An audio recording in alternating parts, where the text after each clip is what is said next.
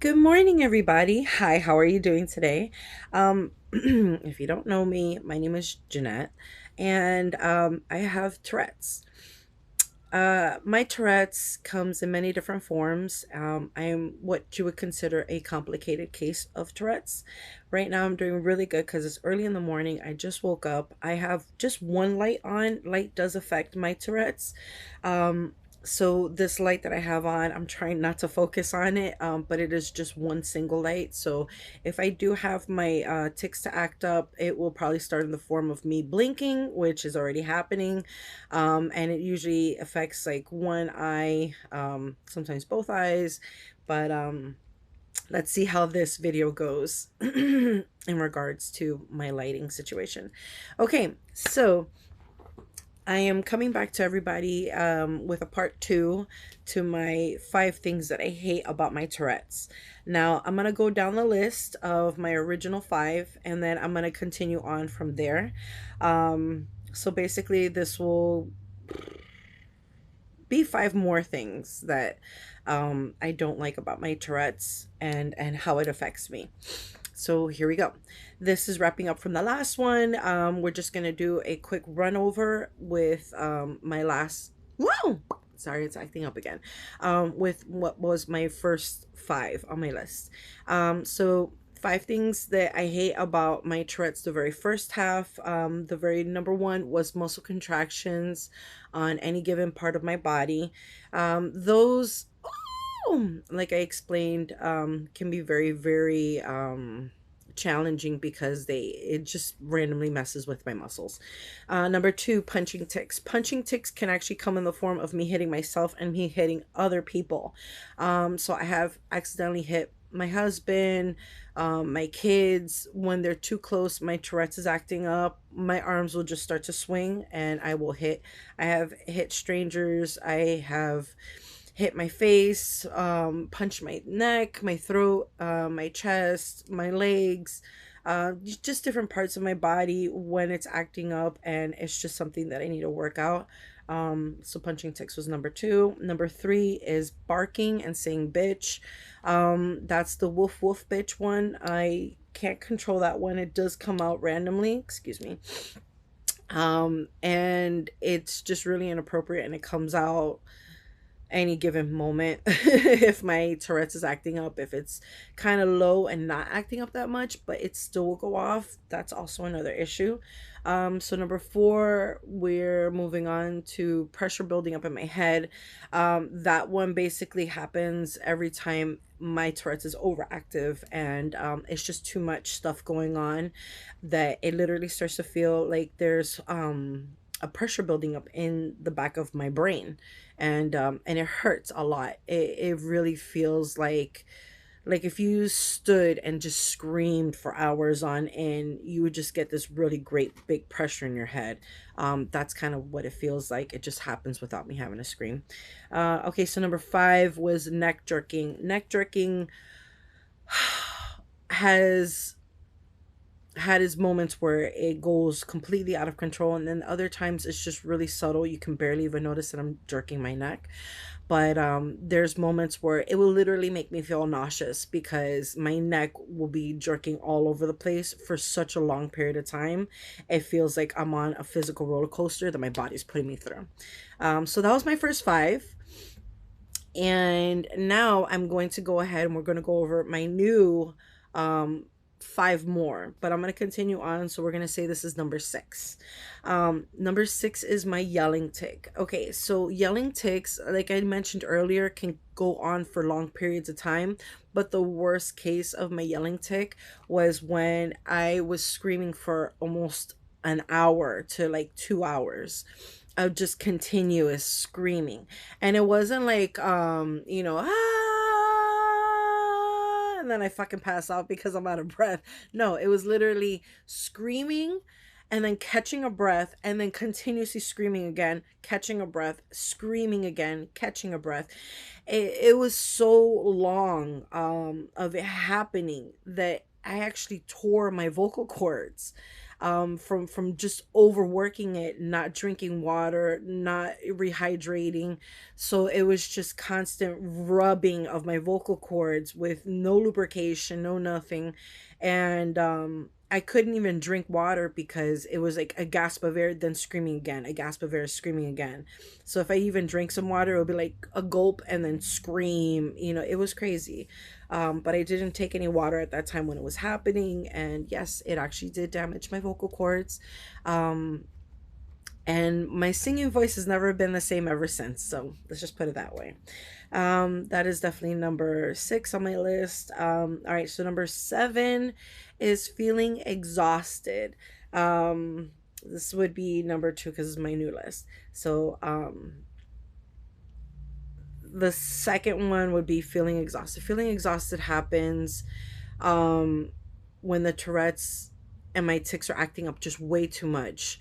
And it's even if it's like little tics throughout the whole course of the day, it's exhausting because it's your body going through something physically with no moment to really relax or calm down. Your body already does regular multifunctions throughout the day. It doesn't stop. Even when we sleep, our body's still functioning. It's still processing, moving blood vessels, I mean, blood cells around, moving oxygen throughout our body. Like, our bodies are so amazing because they do so much stuff.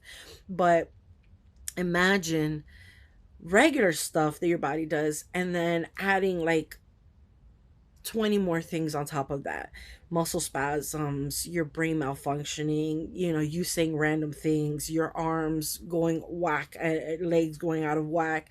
There's moments where I'm feeling just numbness. There's numb tingling feeling in my hands and everything, and it's just what my body is going through because of my Tourette's is extremely exhausting, and it leaves me wiped out at the end of the day. There are times where you won't see videos from me for days because I'm so exhausted. I'm just sleeping. Whatever moment that I get that I know it's okay for me to be able to get a chance for myself, I try to get some sleep.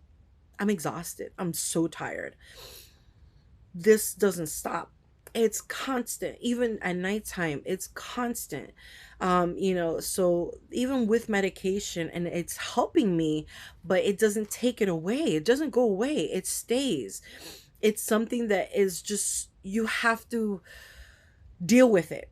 You have to learn how to make it a part of your day. It's not something that you can choose. Oh, I don't want to fucking have Tourette's today, so I'm not going to act it out. No, it's not a choice. It's just something that is malfunctioning in the brain. It is just going off, and you can't stop it. You can't pause it. You can't take a break from it. It just keeps happening. So even on days when I feel like I'm at my best and I'm like, woo, I feel fantastic, my Tourette's is still going off. And some days will be amazing and other days will be fucking horrifying and other days will be a mix of the two. So feeling exhausted is definitely number 7 on my list, which will be the second one on this list. But it's Tourette's is exhausting. It leaves you drained. There's just no other way of going around that. Okay, so next, number 8, messing with my eyes and rapid blinking. Yes, okay, so once again, I'm having a good morning because it's very, very early in the morning. I have just one light and it's a little light. It's not my big light holding onto my phone because I do have a stand that does that. But the light is so bright that it ridiculously causes me to have my Tourette's to act up despite the fact that I'm taking medication. So rapid eye blinking is dangerous because I drive, and when you're driving, the rapid eye blinking, it's like a still motion picture where you're taking one clip at a time. This is me while I'm driving.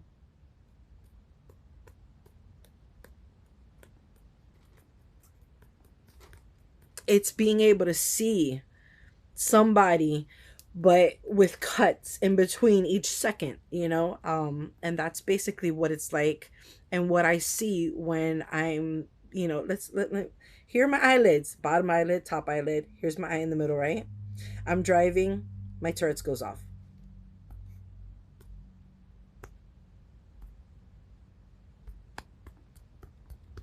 I could still see, but it's definitely messing with my view.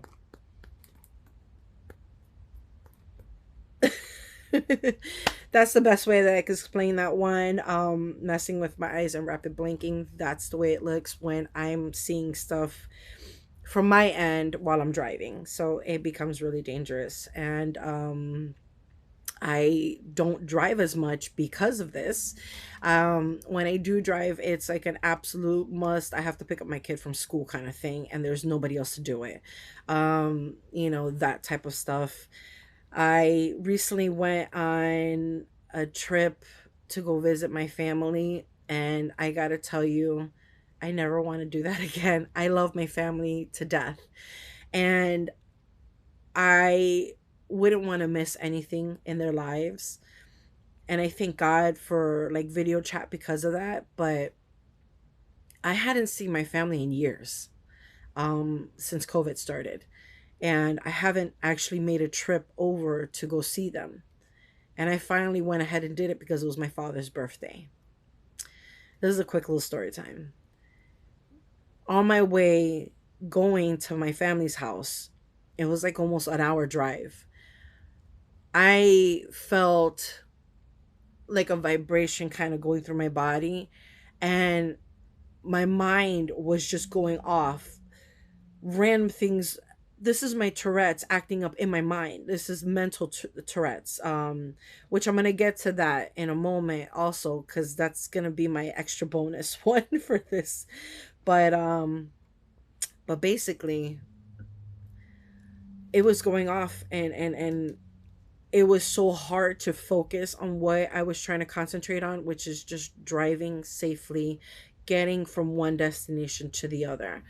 And it was so mentally exhausting because it took twice as much mental power to drive for an hour. I think it was like an hour and 13 minutes. It was ridiculous. There was traffic jams. I even got lost at one point, but it was just crazy. I slept almost 5 hours more than what I usually sleep just to make that trip. So I went to sleep and I literally hibernated before going on this trip. When I came back home, and I shit you not, when I got back home after an hour and 13, an hour and 30 minutes drive or whatever, because there was a lot of traffic and I got a little lost on the way leaving. Um, I'm talking about my brain at certain points made me feel like I was in fear. Like the feeling of fear fluttered over my whole body. And it made me feel like a new beginning driver. Just fear of cars coming, fear of trucks coming. Like it was terrifying. It was fucking terrifying to drive that long for that much time, it was exhausting. It was terrifying. Every part of my body was just vibrating, and I felt so uncomfortable. I felt so inadequate in my own skin. It was horrifying for me. So thank God I didn't have much issues with my eyes. My tics weren't going off like that because it was kind of like a not such a bright day, but it was kind of like a darker day. We were dealing with a little bit of raininess for the day.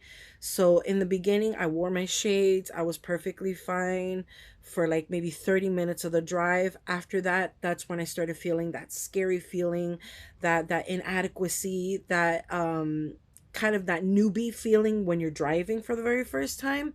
It's very, very scary. It's terrifying. You know, especially when you're up against huge trucks passing you and you're on the turnpike, you know, like these are some high speed levels. You're not doing 30, 45 miles per hour. We're talking about 60 miles per hour. People were flying past me at you know, 70, 80, 90 miles per hour. They were just flying past me. And here I am doing 65, 75 max, you know, trying to stay within the limit. People are like passing me by, getting upset that I'm doing the speed limit. And it was just progressively moments where I just felt like terrified, and then other moments where it was like, okay, I'm calm, I'm cool, I know what I'm doing, you know, like I'm okay. Just crazy feelings of just emotions going back and forth, my brain going off constantly, doing stupid shit like playing music in my head, repeating words in my head, repeating phrases in my head. It was just going off and I couldn't control it, and it was all mental. It was all mental. Nothing of it was really relating physically, but it was all mental, but it was still exhausting. When I got home, and this is why I say I shit you not, when I got home, I told my husband, I don't feel good. I had a great time. I don't feel good right now. I need to lay down. My brain feels overwhelmed. Like, even when I got out the car from the first time and I saw my family, my Tourette's went off completely. Like, I wish I would have videotaped a little bit of it. That way I could have showed you guys what happened. It was overwhelming feelings of joy and just missing people, haven't seen them for years, you know, missing my family, my father, my stepmother, you know, my brother, my cousins, my sisters, like everybody that was there. Hadn't seen them in years. Um and it meant so much to me, so it was overwhelming. It was a lot of fluttering of feelings and emotions coming up, and my Tourette's really, really acted up really badly during that time. But then eventually calmed down, and I was able to adjust to their lighting in their room and just adjust to everything around me, and it would just come out every here and there like it usually does. It's never really anything too much. um so that is the longest explanation for messing with my eyes and blinking, but I just wanted to go into that just to show you. All right, so that was number 8. Number 9, and I'm sorry about the long-winded story time, but there you go. Number 9, paralysis tics. Excuse me. Paralysis tics. Those tics haven't happened to me in quite some time, but I wanted to bring it up because it should definitely be on my list because this has happened to me, and I do have a medication to take just in case it happens again. As a matter of fact, let me show you. Oh, right here.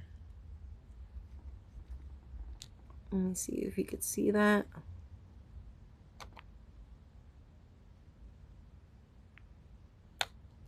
It says benzotropine.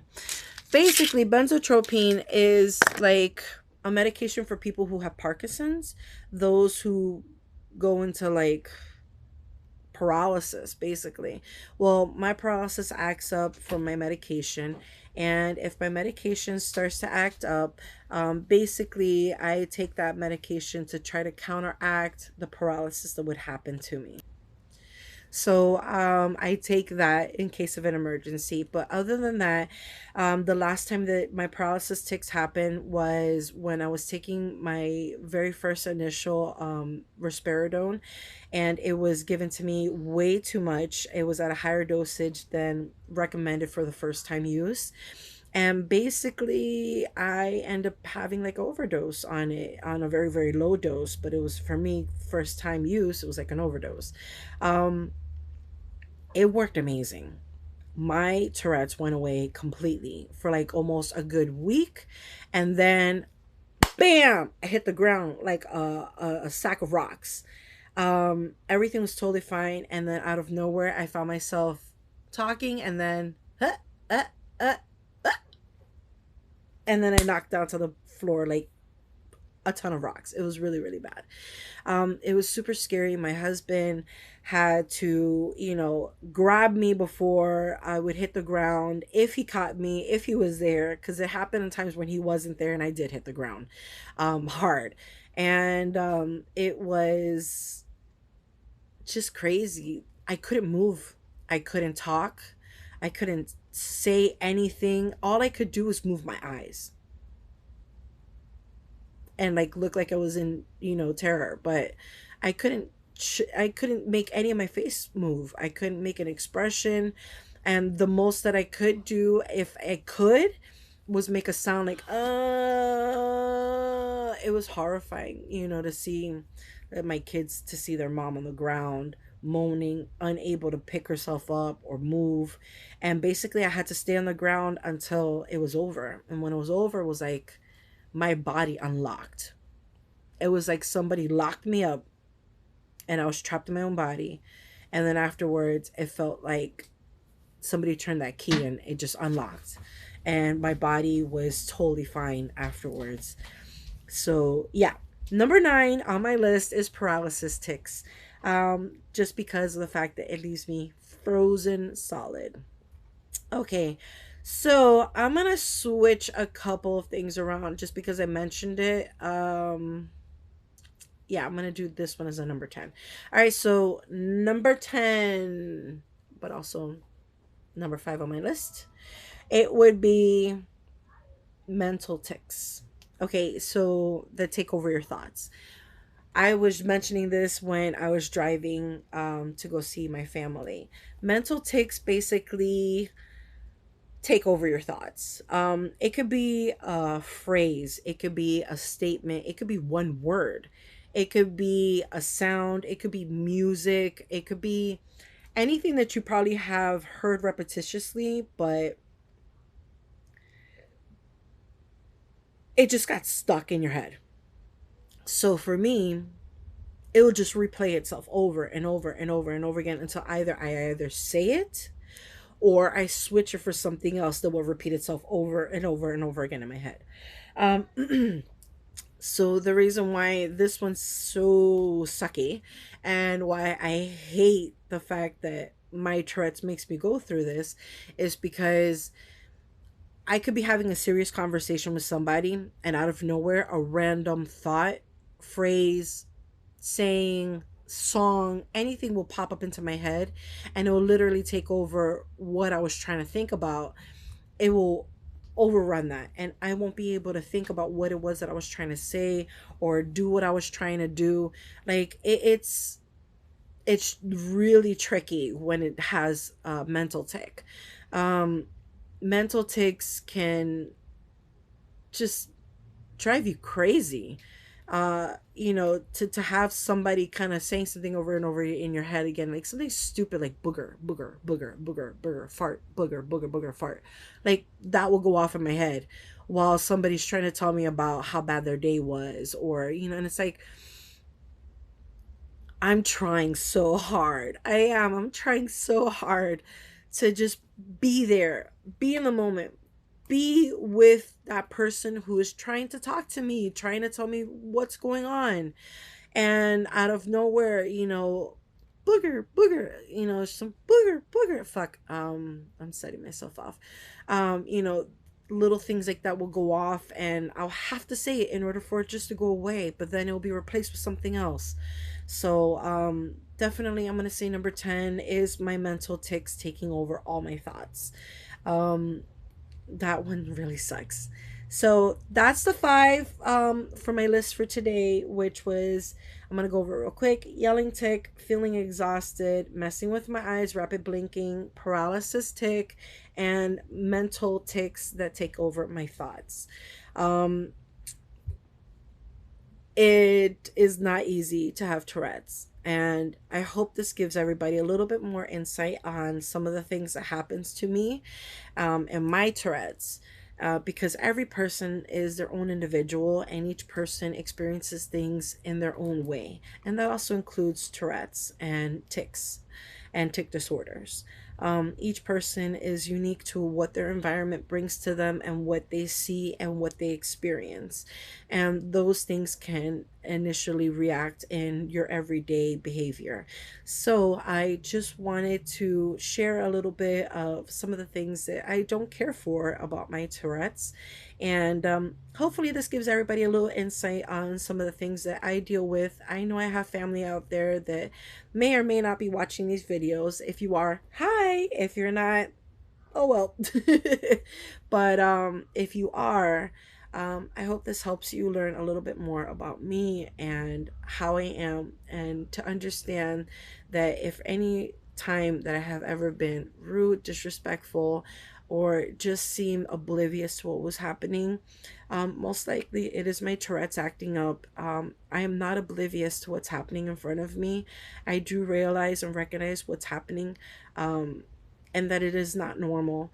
And I do apologize on a regular basis because of this. As a matter of fact, one of my tics is apologizing, because it's something that I've done so repetitiously over my course of my lifetime that it's just something that's embedded in my tics. So that does happen.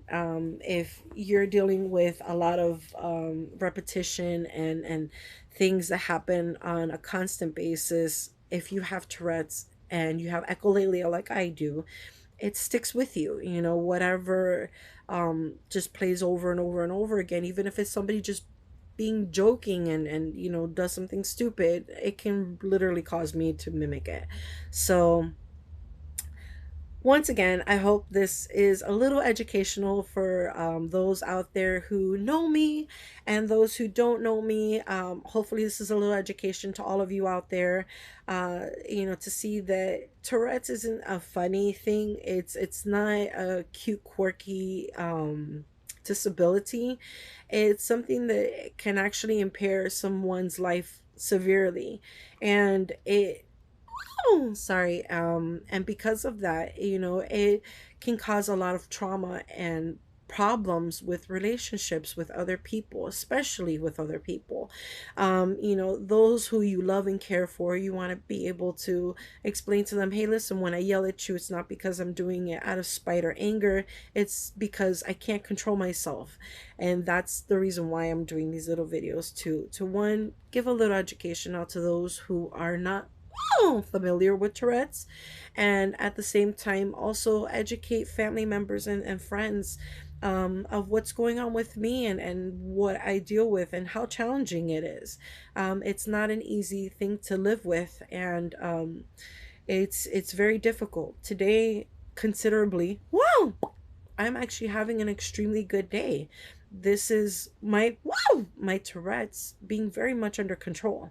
When it's out of control, I do other videos to show you that my Tourette's is acting up and I'm having a tic attack. But right now, I'm not having a tic attack. These are just small tics that are going off.